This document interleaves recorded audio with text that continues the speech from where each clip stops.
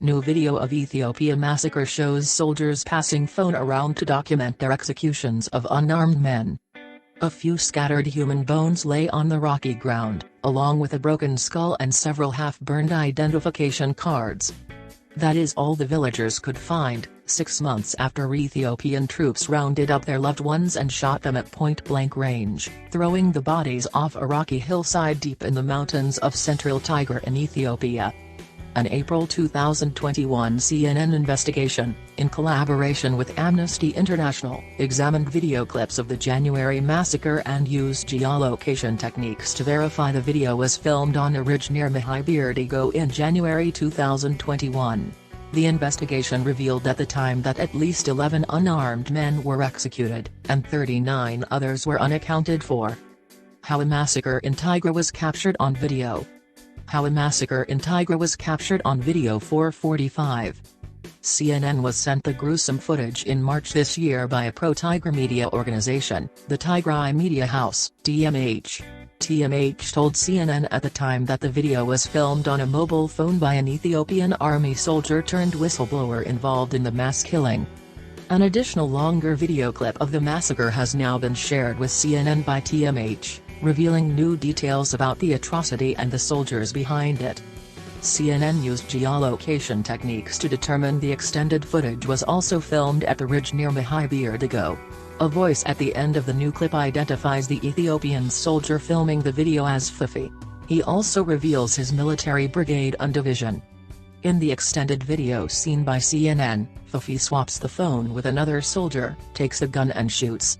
The phone is then swapped back as others clamor to be filmed executing the captives, brazenly documenting their crimes.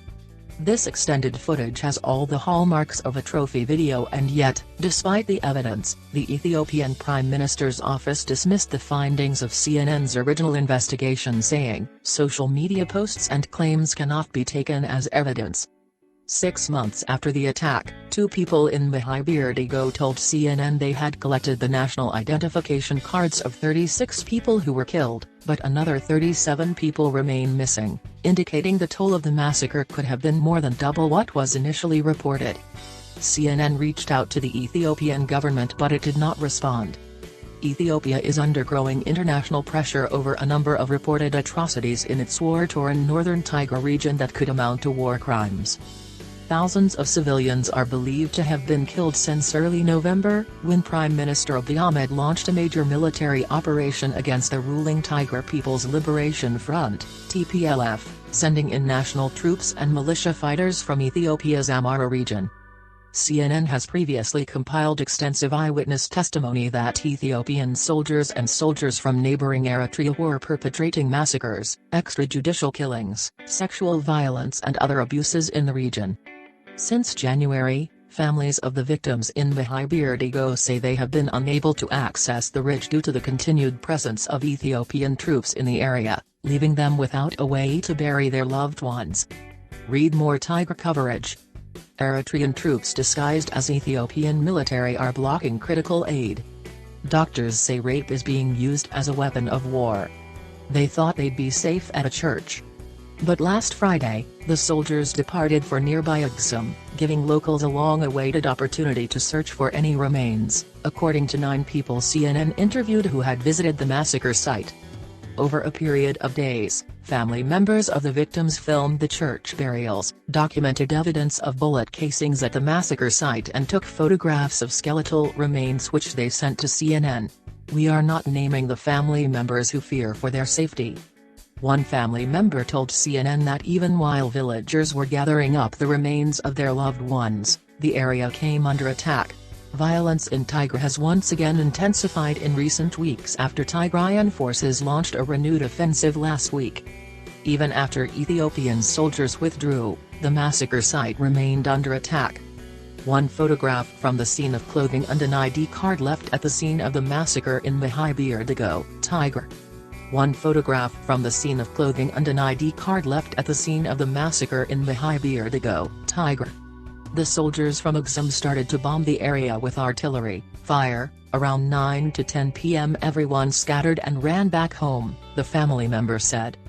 But the villagers refused to stay away, he said, waiting a few days to come back at night to finish what they had started. In images too graphic to publish, it's clear the remains were too decomposed to allow for identification of the victims. For some there were only metal belt buckles. Families said they instead relied on items of clothing and ID cards to identify their relatives. Villagers told CNN the continued presence of soldiers in the area was an attempt to hide evidence of the killings. Images of bullet casings found by villagers as they scoured the area for their relatives' remains were shared with CNN.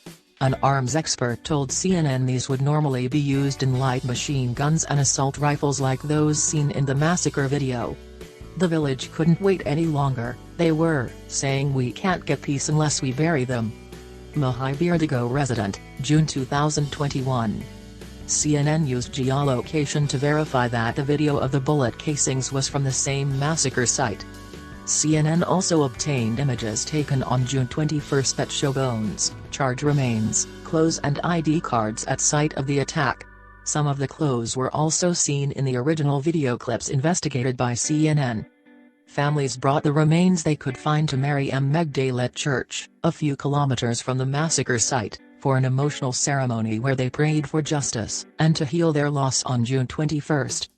Videos sent to CNN by family members of the victims show the bones of victims being carried into the service in large jute bags and placed together while crowds gathered in a circle around them to mourn and weep. The village couldn't wait any longer, they were saying we can't get peace unless we bury them, he said. CNN geolocated the footage of the ceremony by matching it to satellite imagery of the area that showed the same church structure, vegetation layout, soil color and topography. An item of clothing that was left at the scene of the massacre in Mahibirdigo, Tigray. An item of clothing that was left at the scene of the massacre in Mahibirdigo, Tigray.